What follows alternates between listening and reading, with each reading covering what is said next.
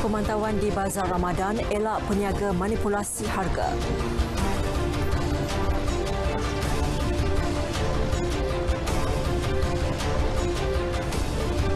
Rakaman audio Kelantan bakal dikenakan PKP tidak benar.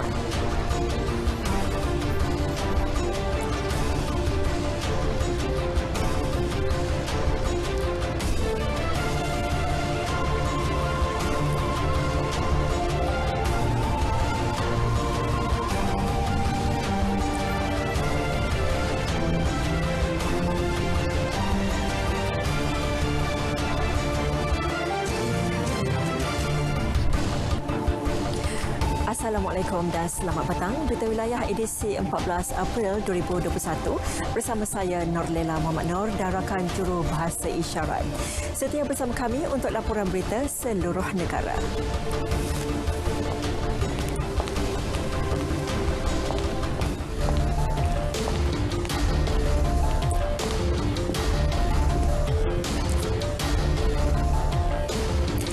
Lintas langsung bakal dibuka dengan perkembangan dari Bumi Kenyalang. Seketika nanti bersama Vanessa Mering dengan antara tumpuannya, tebingan Sungai Selangau bakal mercu tanda baharu masyarakat. Selepas itu kita bersama Muhammad Dia Sahlan untuk laporan dari negeri di bawah bayu. Antaranya, penduduk kawasan PKPD diingatkan patuh SOP. Dan akhir sekali kita ke Negeri Sembilan bersama Azlina Kamarudin dengan antara perkembangan semasa yang dibawakan, kadar bantuan bulanan kepada fakir miskin dinaikkan bermula bulan ini.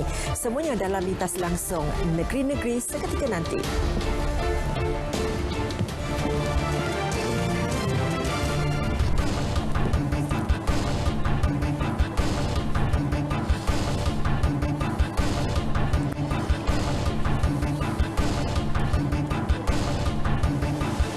Susulan penularan rakaman audio di media sosial beberapa hari lepas berkaitan Kelantan bakal dikenakan Perintah Kawalan Pergerakan PKP. Polis Kelantan mengesahkan berita terbabit tidak benar.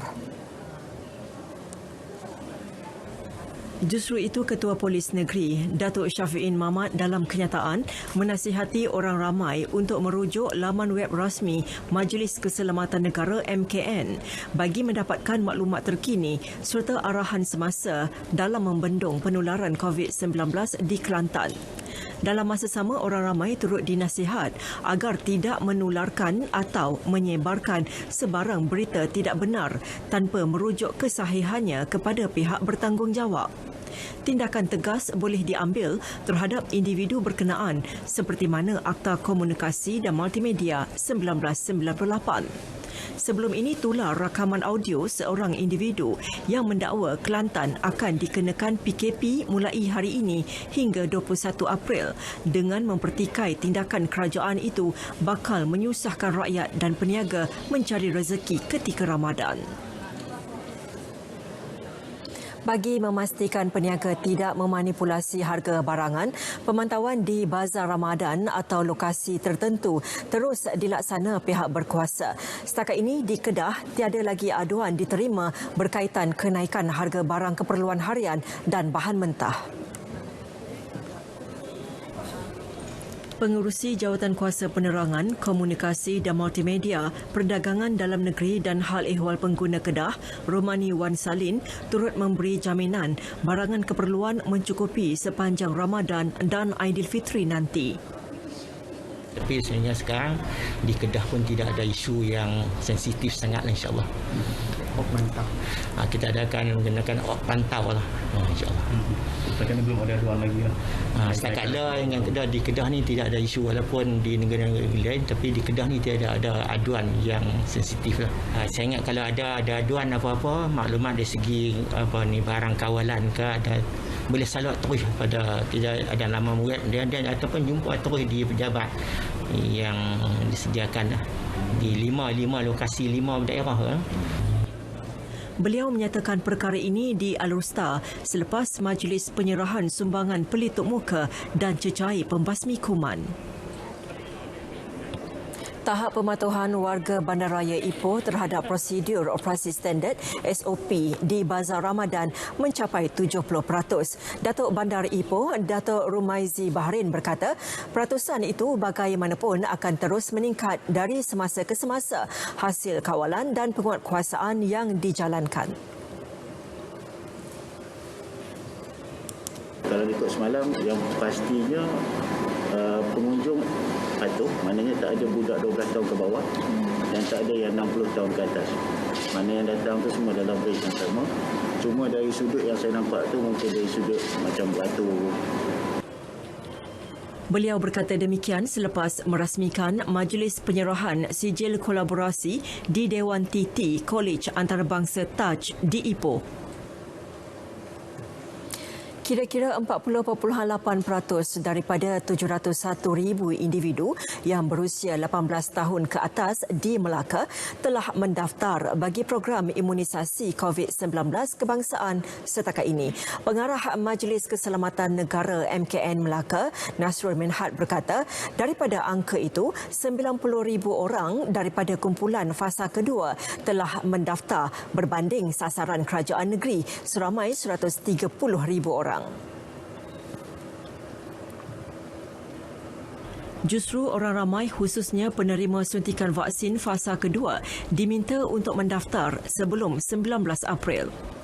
Di Melaka ni kita dalam lebih kurang 700,000 orang lah rakyat yang berumur 18 tahun ke atas yang boleh menerima vaksin.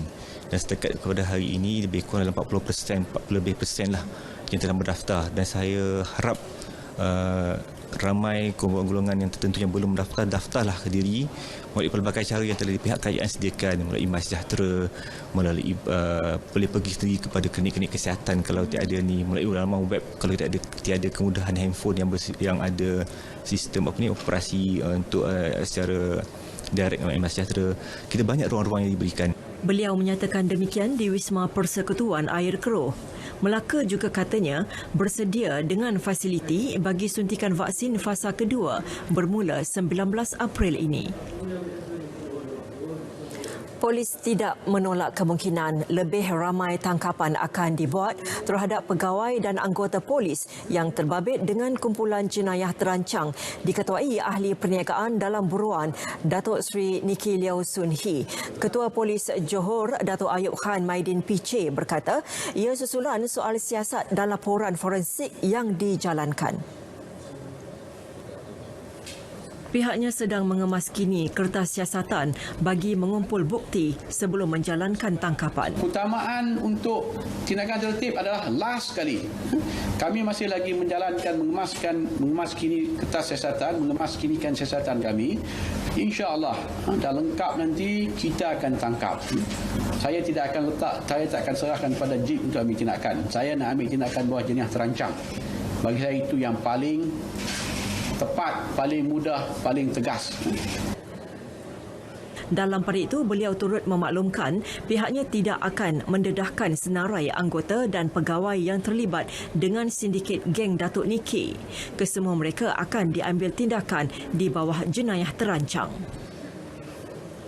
Dalam sidang media sama, Datuk Ayub turut memaklumkan 3 anggotanya serta seorang penjawat awam ditahan di Batu Pahat 8 April lepas. Kesemua mereka dipercayai terbabit dalam kes pemerasan ke atas seorang pengurus kilang perabot di daerah berkenaan. Pemerasan dilakukan suspek berusia 26 hingga 46 tahun itu sebagai ganjaran tidak mengambil tindakan undang-undang terhadap pekerja warga Bangladesh. Siasatan mendapati suspek telah meminta RM1,500. Bagaimanapun, pengurus kilang berkenaan hanya mampu membayar RM1,000 sahaja. Sebenarnya tuan-tuan, bila kita tangkap suspek ni, rupanya dia orang ni dah banyak, dah lama pun dah menjalankan aktiviti ni lah. Banyak ada maklumat-maklumat sebelum ni mungkin tak sampai kepada pihak kami di kontingen di IPK, tuan-tuan. Dia orang ni dah jadi macam pemungut cukai pintu lah, lebih kurang macam tu lah. Dia orang pergi ke kelang untuk membuat pemerasan.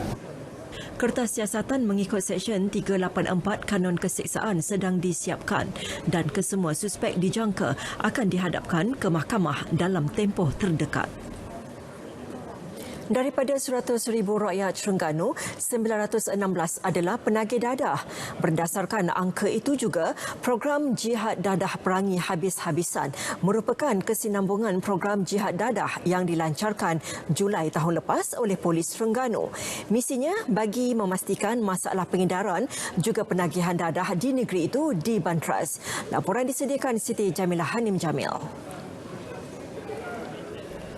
Komitmen pihak berkuasa kini adalah menyekat bekalan barang terlarang itu ke negeri ini. Pendekatan kita yang utama, of course lah saya kata tadi, menyekat daripada dadah-dadah ni masuk ke negeri Terengganu. Dengan tindakan agresi kita melalui intelijen dan sebagainya, banyak kes-kes TTNIB telah kita berjaya. Contoh pada tahun 2020 berbanding dengan tahun 2021, pendekatan rampasan dadah ni daripada 2 juta kepada 4 juta. Pelbagai jenis dadah telah dirampas sepanjang tahun lepas dan dalam tempoh 3 bulan pertama sehingga 22 Mac lepas, 22,254 pil kuda, lebih 2,000 gram heroin dan syabu, lebih 5,000 gram telah dirampas. Bagi kes pengedaran dadah pula, 379 individu ditahan dengan 56 daripadanya disiasat mengikut Seksyen 39B Akta Dadah Berbahaya ADB 1952 berbanding 242 orang tahun lalu dengan 17 disiasat mengikut Seksyen 39 Akta sama. Ketika usaha membantras penyalahgunaan dadah dalam kalangan masyarakat terus dilaksana, diakui pihak berkuasa berdepan dengan kekangan pengaruh penagih tegar kepada orang kena pengawasan OKP. Tahun lalu 2,328 penagih tegar dicatatkan mengikut kategori jumlah rekod dadah. Dan bila kita pisahkan penagih tegar selama 5 tahun di penjara, mereka tidak akan pengaruhi penagih-penagih yang mempunyai kendiri ataupun masih mempunyai peluang untuk dipulihkan. So penagih-penagih yang 1 ataupun 2 kali ditangkap ini mempunyai peluang untuk kembali kepada masyarakat, ataupun mereka akan dihantar ke pusat pemulihan, dan dalam pusat pemulihan itu tidak disertai dengan penagih-penagih tegar ini yang akan memberi satu pengaruh yang tidak sihat pada mereka. Selain polis, agensi penguatkuasaan maritim Malaysia turut bertanggungjawab memastikan tiada kes penyeludupan dadah berlaku di perairan negara. Antara program-program yang kita laksanakan dari segi kesedaran kepada masyarakat, penduduk-penduduk setempat, pada nelayan-nelayan juga kita adakan, dan juga antara program yang kita buat juga pemeriksaan secara rambang kepada nelayan-nelayan tempatan yang beroperasi di laut ni, kita buat pemeriksaan rambang. Tanggungjawab sama dikalas Jabatan Kesihatan Negeri Terengganu JKNT.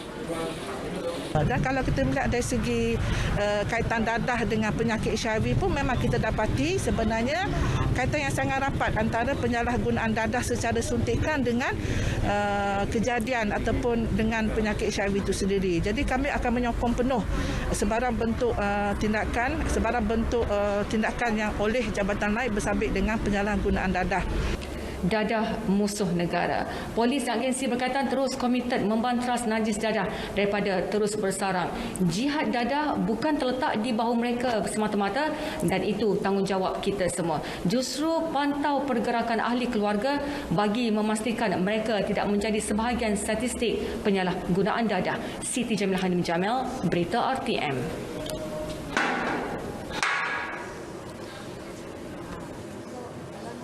Berdepan tuduhan menerima suapan dan salah guna harta milik Majlis Agama Islam Negeri Sembilan Mains, seorang pegawai Baitul Mal didakwa di Mahkamah Session Seremban. Bagaimanapun, ketika tuduhan dibacakan di hadapan Hakim Madiha Hairullah, tertuduh Muhammad Hasbullah Ahmad, 36 tahun, mengaku tidak bersalah. Mengikut pertuduhan pertama, tertuduh yang bertugas di Pejabat Baitul Mal Daerah Kuala Pilah didakwa menggunakan jawatan untuk mendapat suapan dengan mengesahkan permohonan melaksana kerja pembekalan cenderahati oleh sebuah syarikat. Kesalahan dilakukan pada 5 Jun 2017 di Pejabat Baitul Mal Daerah Kuala Pilah. Kesalahan mengikut Seksyen 23 Akta Suruhanjaya Pencegahan Rasuah Malaysia 2009 dan boleh dihukum di bawah Seksyen 24-1 Akta sama. Bagi pertuduhan kedua, tertuduh didakwa dengan curangnya menyalahgunakan harta milik Mains pada Jun 2017 di lokasi sama melibatkan jumlah wang sebanyak RM4,178. Kesalahan dilakukan di bawah Seksyen 403 Kanun Keseksaan. Hakim Madihah kemudian membenarkan tertuduh diikat jamin RM10,000 dengan seorang penjamin dan menetapkan 24 Mei depan sebagai tarikh sebutan semula kes. 103 rumah di Felda Lubuk Merbau dan Kampung Bagan dekat Naka Padang Terap, Kedah rosak akibat ribut semalam. Adun Pedu Muhammad Razi Muad Amin berkata, kebanyakan rumah mengalami kerosakan di bahagian bumbung dan dinding akibat dihempak pokok dan diterbangkan angin. Malah terdapat rumah yang hampir ranap akibat dihempak tiang elektrik. Beberapa pokok tumbang turut menghalang laluan. Bagaimanapun, kerja-kerja mengalihkan pokok tumbang telah dilakukan pihak berwajib. Beliau memaklumkan 4 keluarga di Felda Lubuk Merbau terpaksa dipindahkan sementara ke kuartus Felda kerana rumah mereka tidak selamat untuk didiami. Tiada kemalangan jiwa dilaporkan dalam kejadian kira-kira pukul 5 petang itu ketika kebanyakan penduduk sedang menyediakan juadah berbuka puasa. Bantuan awal telah disalurkan kepada penduduk terlibat manakala bantuan lain menyusul. Jumlah kerosakan dan kerugian yang dialami penduduk sedang diteliti. Baiklah, untuk laporan cuaca semasa langsung kita bersama Pegawai Met Malaysia Rashdam Amirul Ashraf. Silakan Rashdam. Assalamualaikum dan salam hormat kepada semua penonton. Kita mulakan informasi cuaca pada petang ini dengan melihat kepada carta angin semasa. Dapat diperhatikan ketika ini angin masih lagi bertiup dari pelbagai hala dengan kelajuan yang agak sederhana sekitar 20 hingga 30 km sejam. Oleh demikian, keadaan ini adalah amat sesuai untuk aktiviti menangkap ikan, bot-bot kecil dan perkapalan serta aktiviti pantai dan sukan laut. Baiklah, kita beralih pula dengan melihat kepada imej satelit terkini.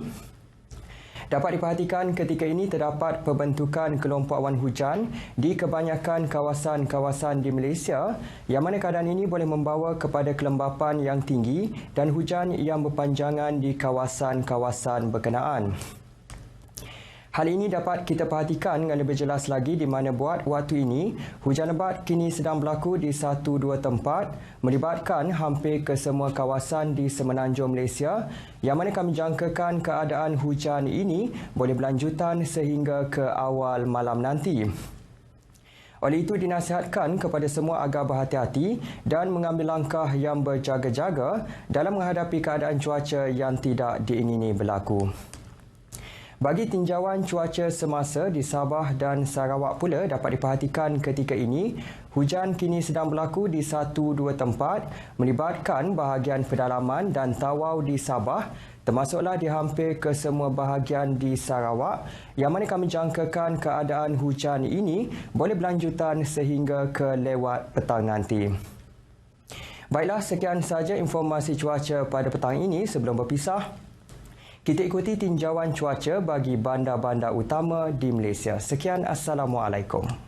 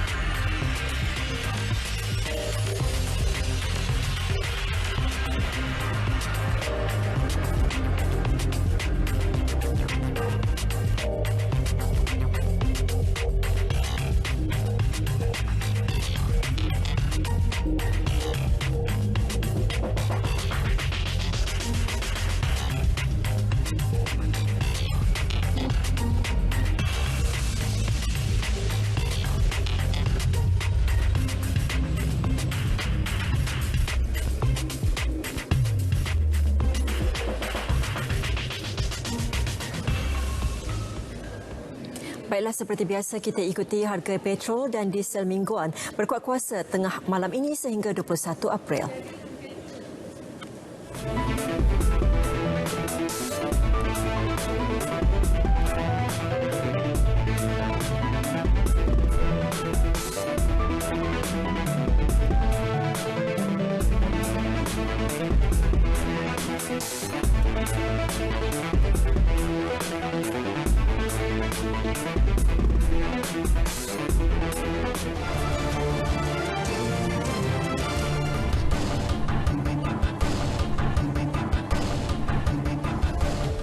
Tebingan Sungai Selangau bakal mercu tanda baharu masyarakat antara laporan semasa dari bumi ke Nyalang. Langsung bersama Vanessa Maring di RTM Kuching. Silakan Vi. Terima kasih Nolela, salam sejahtera dan salam hormat. Ketua Menteri Datuk Patinggi Abang Johari Tun Openg hari ini menerima kunjungan hormat Setiausaha Persekutuan Sarawak Baru Datuk Amir Omar di Wisma Bapa Malaysia Petrajaya Kuching. Menurut Datuk Amir, pelbagai isu berhubung kerjasama antara Kerajaan Persekutuan dengan Kerajaan Negeri telah dibincangkan beliau bersama Ketua Menteri dalam perjumpaan pertamanya selepas dilantik sebagai Setiausaha Persekutuan Sarawak yang baru pada bulan Mac lepas. Menurut Datuk Amir, antara perkara lain yang dibincangkan adalah berkaitan usaha sama Kerajaan Persekutuan dan Kerajaan Negeri dalam meningkatkan program pembangunan di kawasan luar bandar sekaligus menjamin kesejahteraan rakyat. Terutama sekali saya berbincang berhubung dengan pendidikan luar bandar, isu-isu keselamatan dan isu-isu meningkatkan lagi kesejahteraan masyarakat di luar bandar di negeri Sarawak terutama sekali.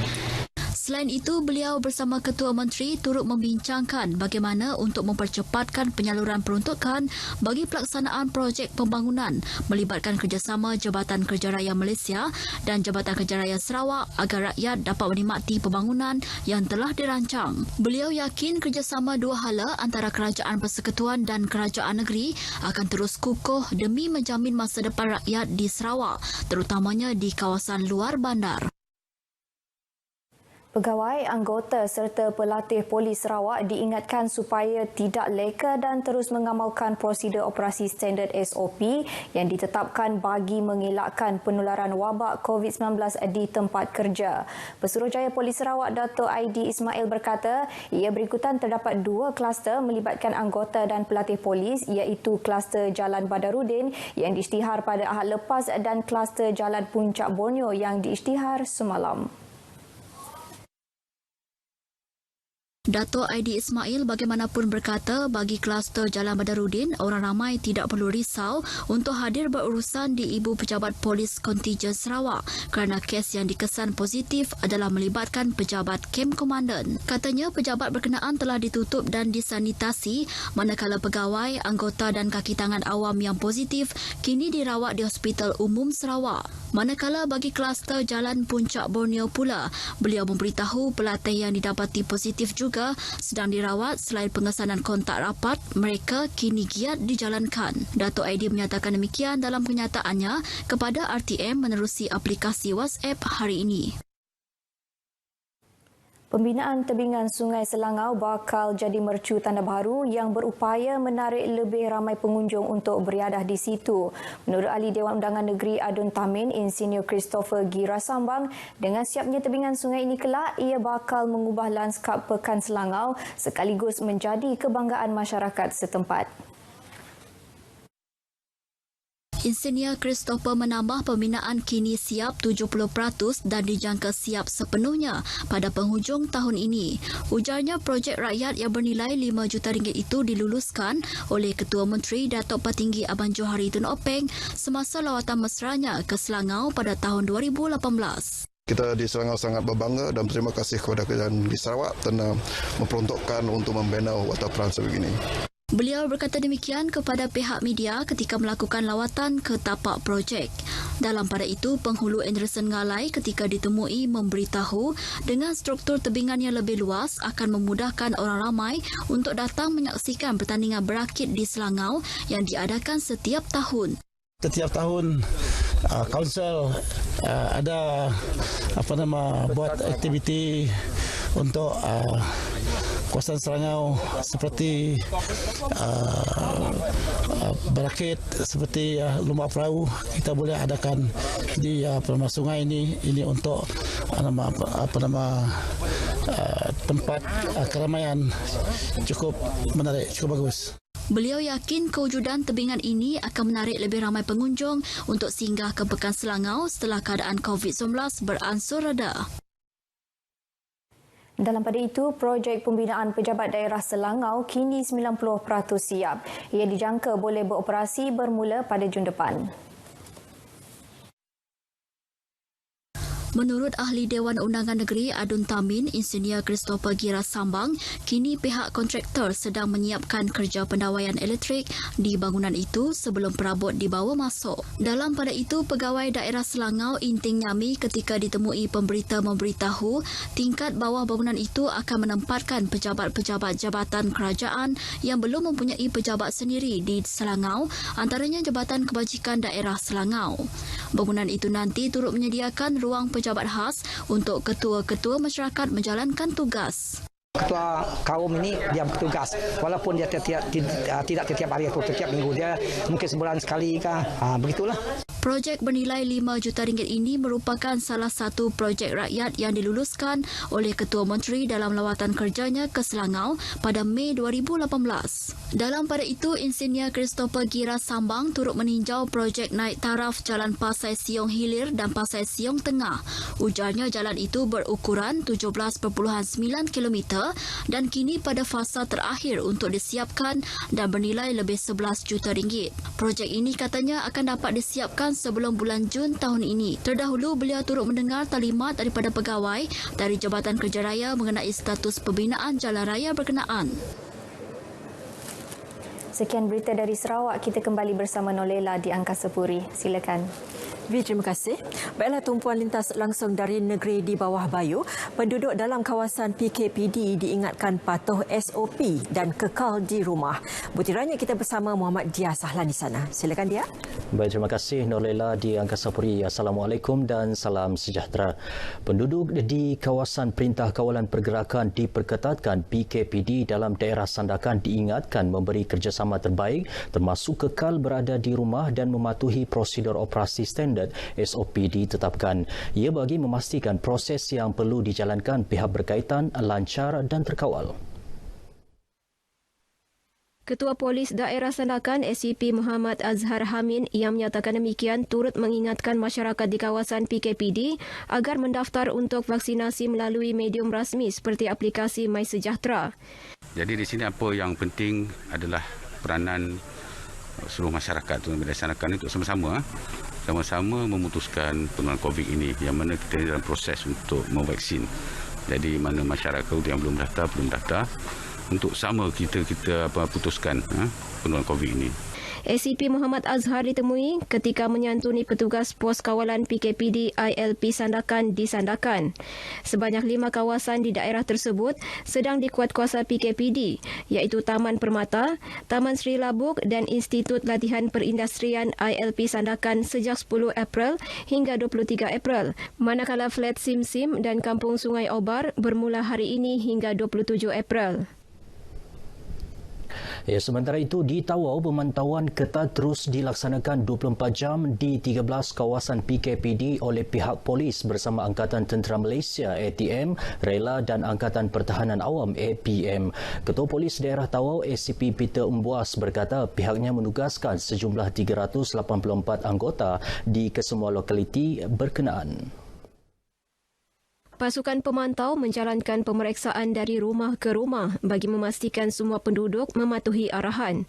Penguatkuasaan PKPD di 13 lokaliti tersebut membabitkan 17,804 penduduk, antaranya Kampung Ranggu Batu 10, Fasa 2 Taman Semarak, Kampung Batu Pasir Putih, Kampung Simpang 3 Marotai Besar dan Kampung Muhibah Raya.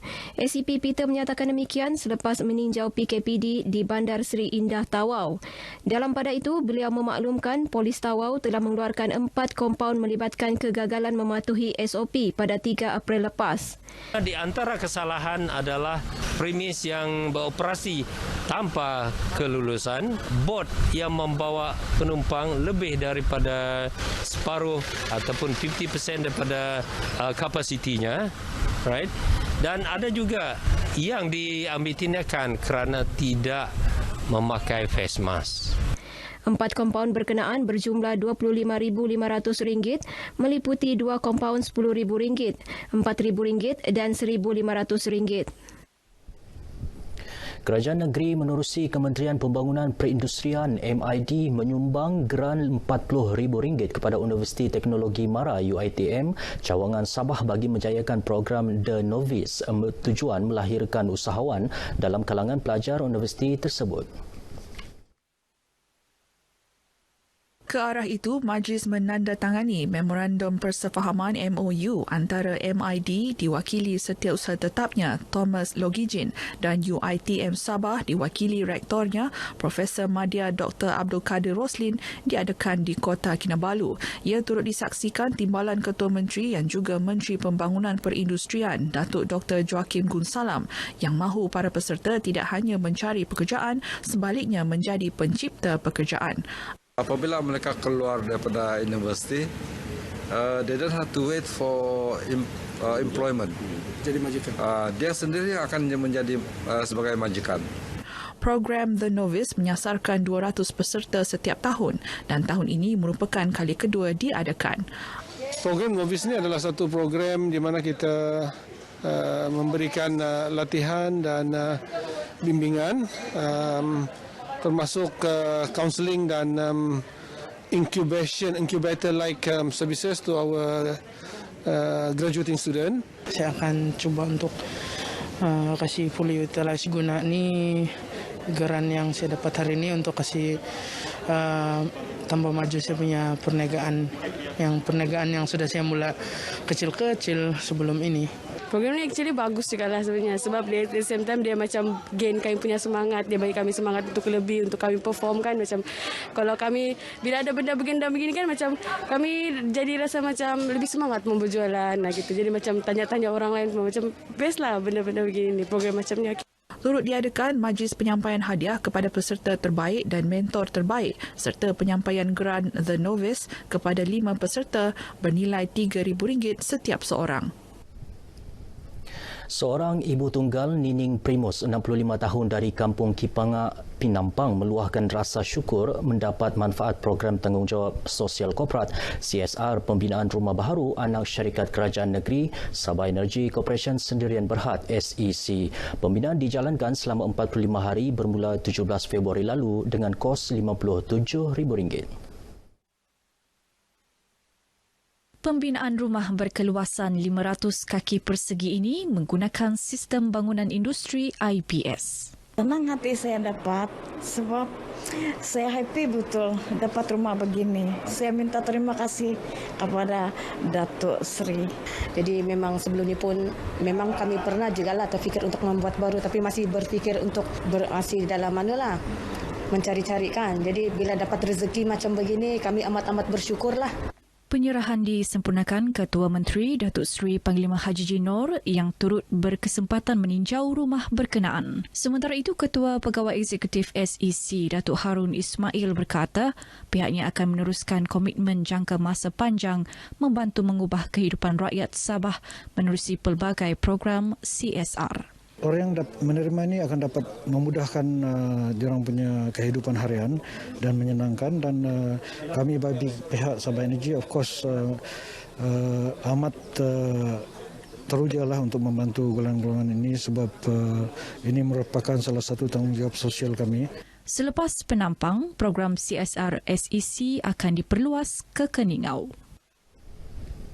Sinonimnya kurma dengan bulan Ramadan tidak dapat dinafikan dan sebagai makanan sunnah, tentunya ia mendapat permintaan tinggi dalam bulan mulia ini. Bagi golongan peniaga, penyediaan stok kurma yang mencukupi menjadi suatu kemestian bagi memenuhi permintaan pelanggan. Tinjauan RTM di Wisma Muiz Kota Kinabalu mendapati majoriti premis menjual pelbagai jenis kurma bagi memenuhi permintaan orang ramai. Antaranya kurma Nabi, Maryam, Safawi dan kurma madu semuanya diimport sebulan lebih awal sebelum Ramadan menjelang. Dalam persiapan kami sebelum Ramadan dalam lebih kurang 1 bulan macam itulah kami sediakan kami punya bekalan kurma. Setakat ni buat masa ni memang sangat tinggi. Mungkin disebabkan kita ada normal baru macam ni, kita ada PKP sana sini, jadi permintaan pun agak tinggi lah untuk bekalan dalam rumah. Persiapan Alhamdulillah sebelum Ramadan tu memang siap sudah semua kurma-kurma kami. Dia memang akan bertrip, first trip, second trip, kurma loose, kurma tangkai, kurma madu. Dia ada beberapa jenis lah. Sementara itu, pelanggan yang ditemui mengakui kurma yang dijual kali ini lebih banyak pilihan berbanding tahun sebelumnya meskipun dilanda pandemik COVID-19. Kalau saya lihat sama juga. Pilihan tu tidak ada bezanya.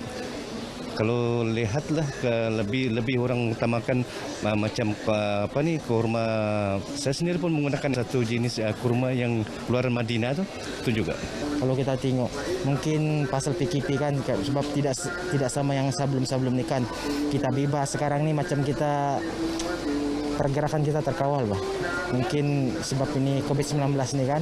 Turut dijual kurma eksotik seperti kurma disalu coklat, kurma walnut, kurma kismis dan kurma coklat susu. Baik, sekian paparan berita dari Sabah petang ini. Saudara, kerap basuh tangan serta elak tempat sempit dan sesak. Kita jaga kita. Baik, kembali semula bersama Nolela Muhammad Noor di Angkasa Puri. Silakan Nolela. Dia, terima kasih. Berdasarkan penilaian kifayah baharu mencakupi segenap aspek, Majlis Agama Islam Negeri Sembilan Mains memutuskan untuk menaikkan kadar bantuan bulanan kepada kumpulan sasar. Laporan itu antara perkembangan semasa dari Negeri Sembilan. Dan terus saja kita ke RTM Seremban bersama Azlina Kamarudin. Silakan Azlina. SOP yang ketat perlu dipatuhi ketika melakukan ibadah solat sunat tarawih mahupun solat secara berjemaah di masjid serta surau sepanjang Ramadan ini. Mufti Negeri Sembilan, Datuk Muhammad Yusof Ahmad melahirkan rasa syukur apabila kebenaran diberi kepada seluruh masjid dan surau untuk beroperasi ketika Ramadan, terutama bagi ibadah solat sunat tarawih. Kebenaran diberi susulan hasil kerjasama orang ramai sebelum ini yang mematuhi SOP yang ditetapkan seperti penjarakan fizikal ketika solat, membawa sejadah sendiri, kutubah dan bacaan surah yang pendek serta membawa plastik bungkusan untuk selipar atau kasut jemaah. Sehingga sekarang ini kita masih lagi dalam keadaan yang sama, iaitu mendirikan solat secara membuat penjarakan antara jemaah, walaupun ia banyak menghadapi pro dan kontranya daripada sesama masyarakat kita, tetapi perkara ini kita lakukan demi keselamatan dan juga untuk kita menentang ataupun melawan COVID-19 ini daripada merebak semula. Beliau ditemui di Seremban 2. Terdahulu, Jabatan Al-Ehwal Agama Islam mengumumkan kebenaran bagi umat Islam di Negeri Sembilan untuk melaksana ibadah solat sunat tarawih secara berjemaah di mana-mana masjid dan surau dalam negeri ini.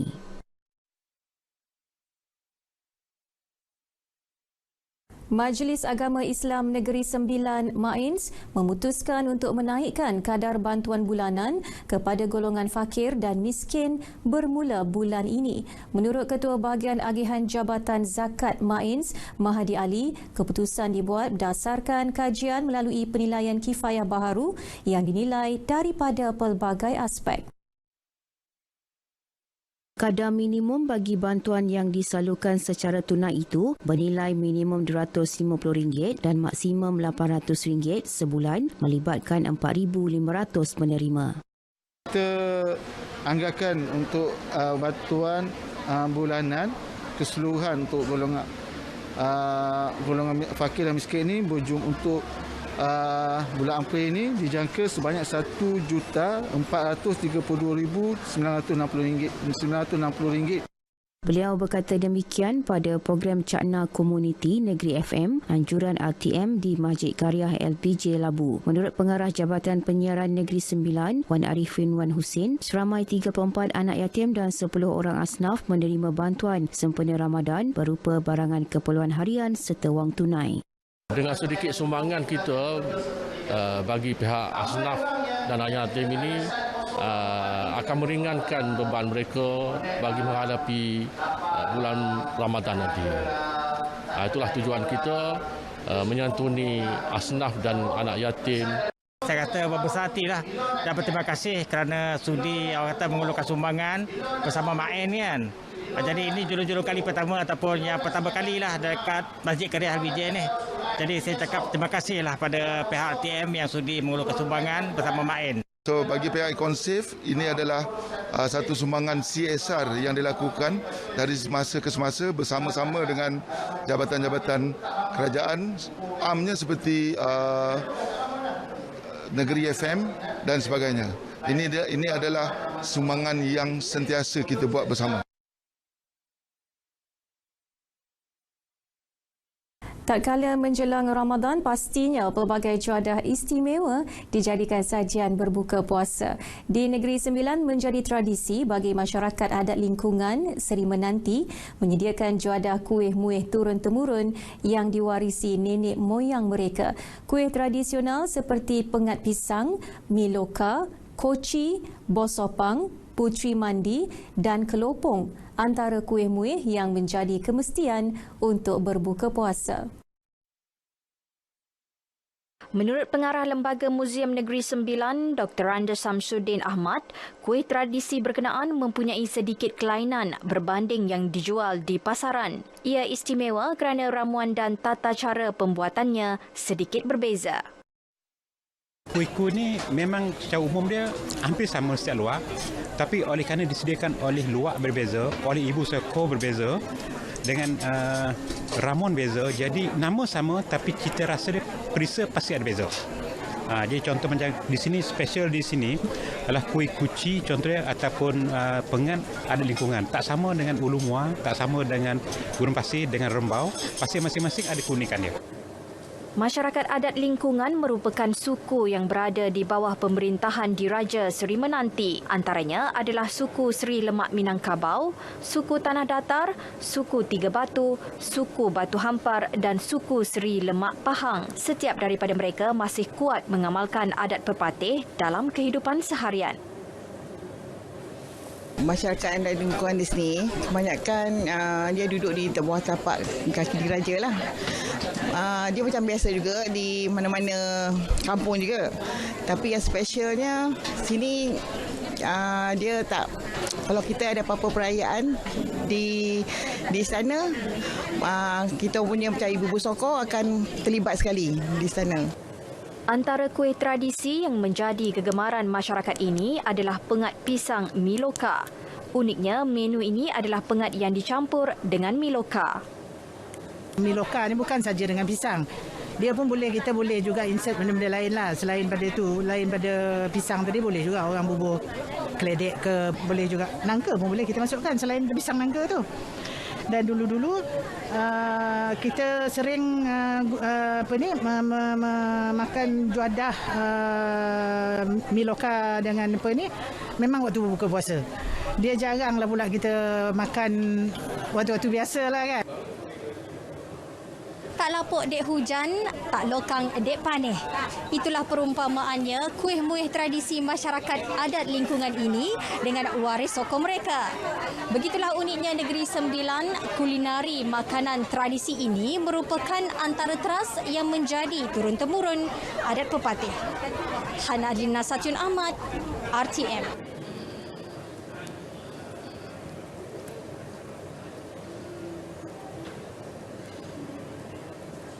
Sekian paparan dari Negeri Sembilan. Baik, terima kasih. Baiklah saudara, untuk berita seterusnya kita kembali selepas ini.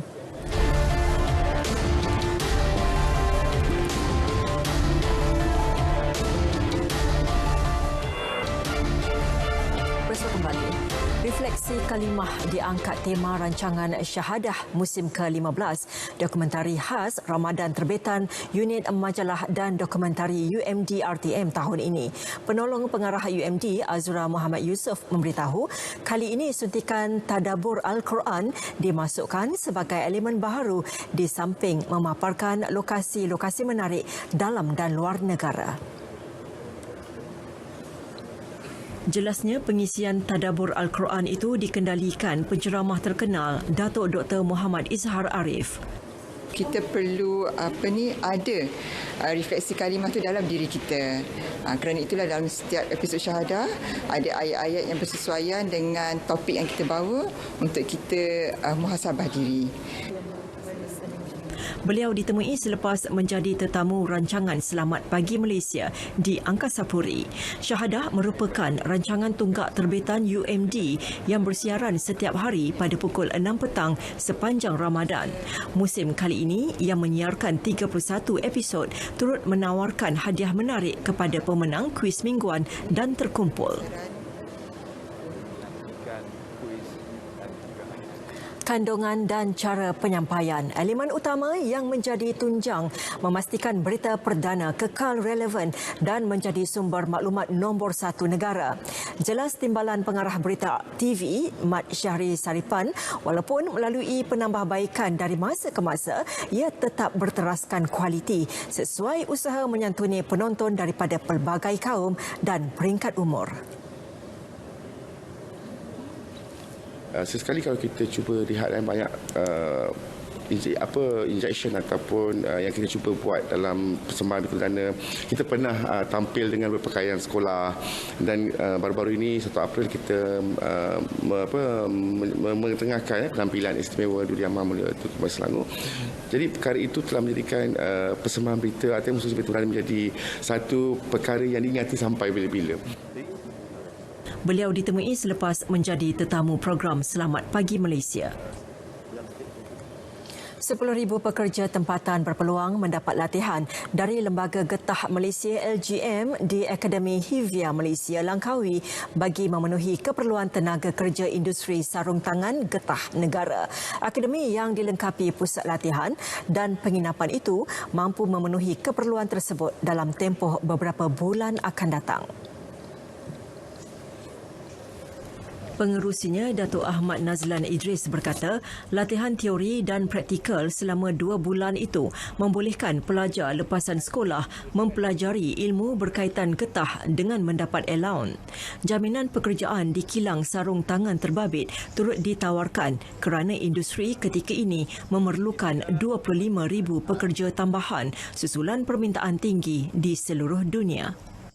Dari segi peluang pekerjaan, bersama dengan kita pengurusi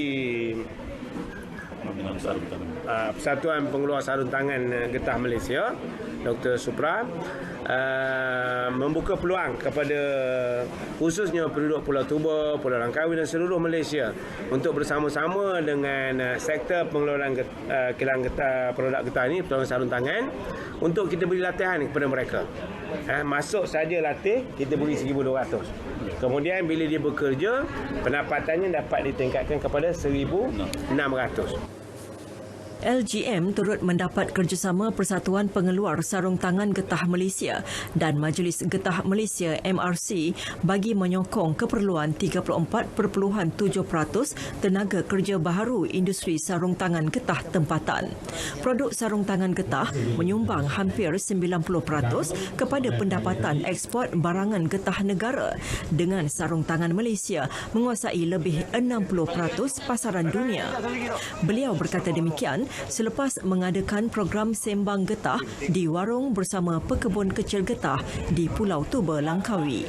Hadir sama Ketua Pengarah LGM, Datuk Dr. Zairosani Muhammad Nur. Okey.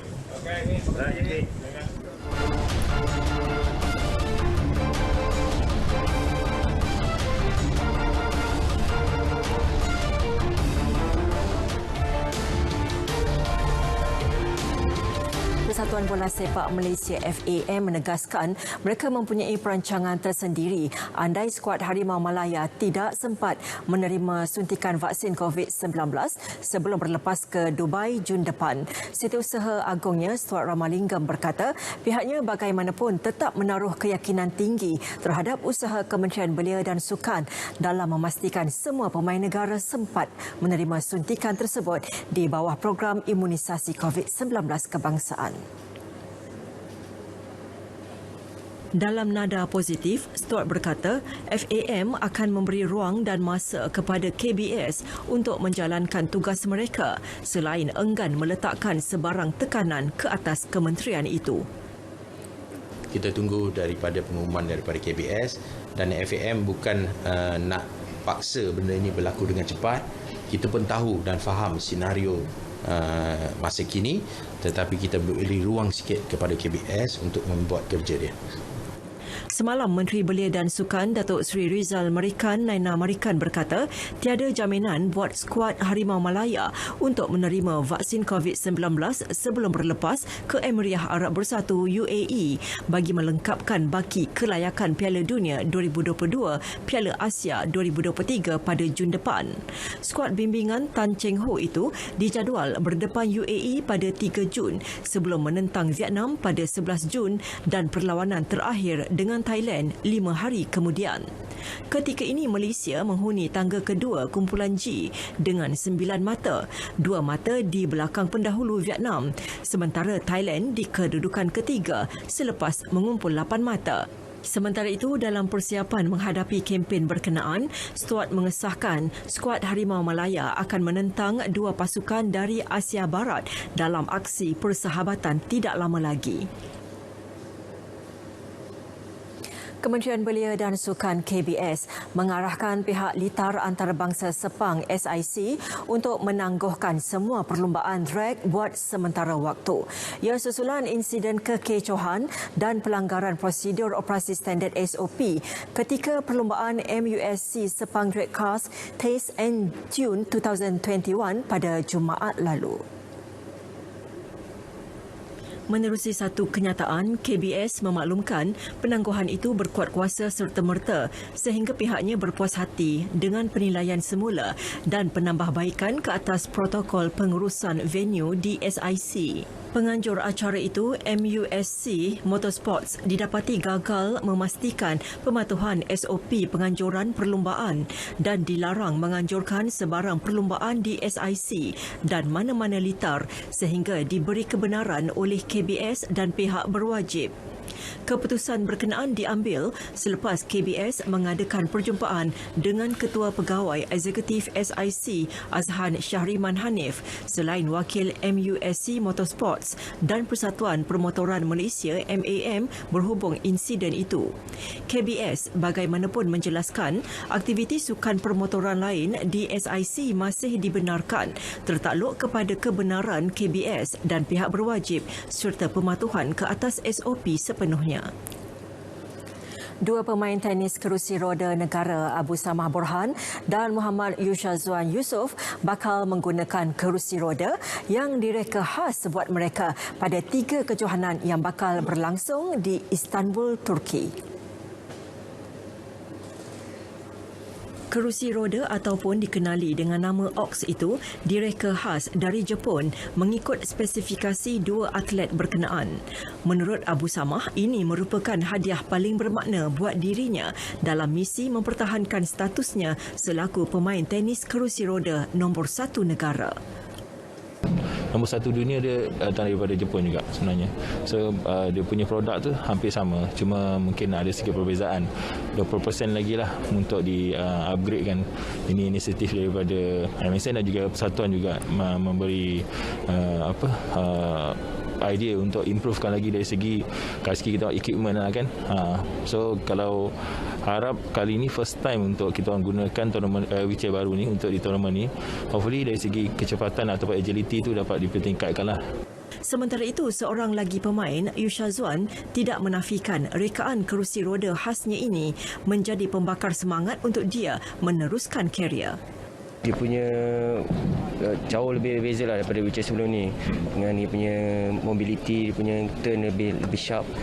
So, harap dapat lebih selesa lah untuk main tournament kali ni. Tapi itulah, harap mampu yang terbaik lah dengan wheelchair ni. Tapi masih dalam keadaan selesa lagi sebab dia terlebih macam nak dapat rhythm tu, kadang-kadang terlajak nak pukul positioning dia tu masih lagi belum stable lah.